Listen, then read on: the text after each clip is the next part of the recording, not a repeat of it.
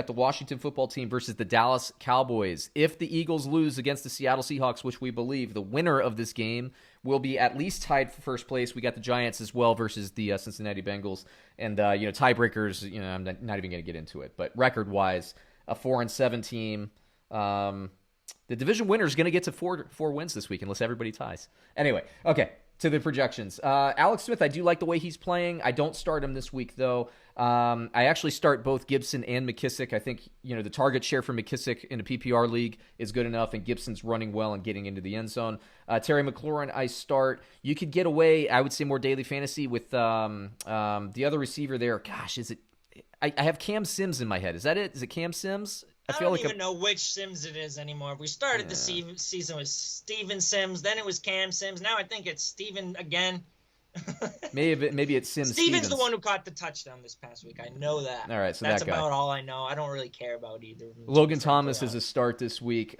Look, Dallas, we saw him before the bye. They gave Pittsburgh everything they could handle with Garrett Gilbert. Dallas comes out and plays and wins against a streaking Minnesota Vikings defense. Suddenly they're interesting again. Maybe I'll air that segment where you and I were so complimentary of Andy Dalton that I put on ice from a couple weeks ago, David. But let me see it another week in a row. Andy Dalton is actually a startable player. If you play in daily fantasy on Thanksgiving, he actually is probably my favorite value quarterback because the other ones are going to be so expensive. You got Ezekiel Elliott. Look, if the offensive line shows up for work and Dalton can play okay, then they're there. Ezekiel Elliott will have value. The receivers, I like Amari Cooper and CeeDee Lamb. I'm away from Gallup this week. Dalton Schultz will have more value if the offensive line can play enough and keep people out of Dalton's face all day. Take it away, David. Well, Dalton Schultz, he's been in my waiver wire article a little bit, and I'm surprised he's still out there because he's been the one Cowboy who really hasn't been torn down from all the quarterback changes. And he's just been producing. He's playing more snaps than all three wide receivers. I got to check in on the snap counts this past week. I can't speak on that. But the week before, he led him in snaps. Played more than Cooper. Played more than Gallup. Played more than CD. So he's on the field. These quarterbacks, they're check down quarterbacks. Andy Dalton, he's a little bit of a check down quarterback. So I expect Dalton Schultz to continue being involved. This is a great game to have your Washington guys in, obviously. Mm-hmm. They had a good game the first time.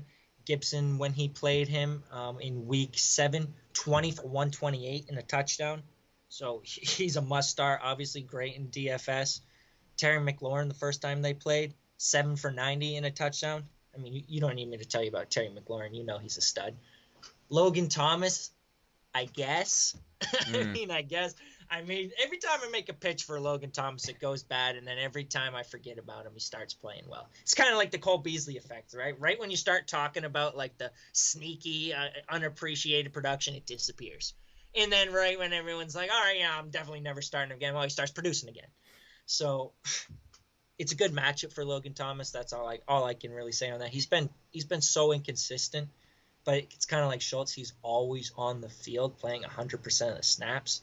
So I guess you can take a chance on Logan Thomas. I guess. Washington plus 2.5 versus Dallas. Who you got? I do not want to pick this game at all. I almost want to pick Dallas though on Thanksgiving just because crazy stuff happens on Thanksgiving. I have Dallas winning a close game, but I actually have this within 2 points, so I'm going to take Washington for now. I'm not going to bet this game. Next game I'm going to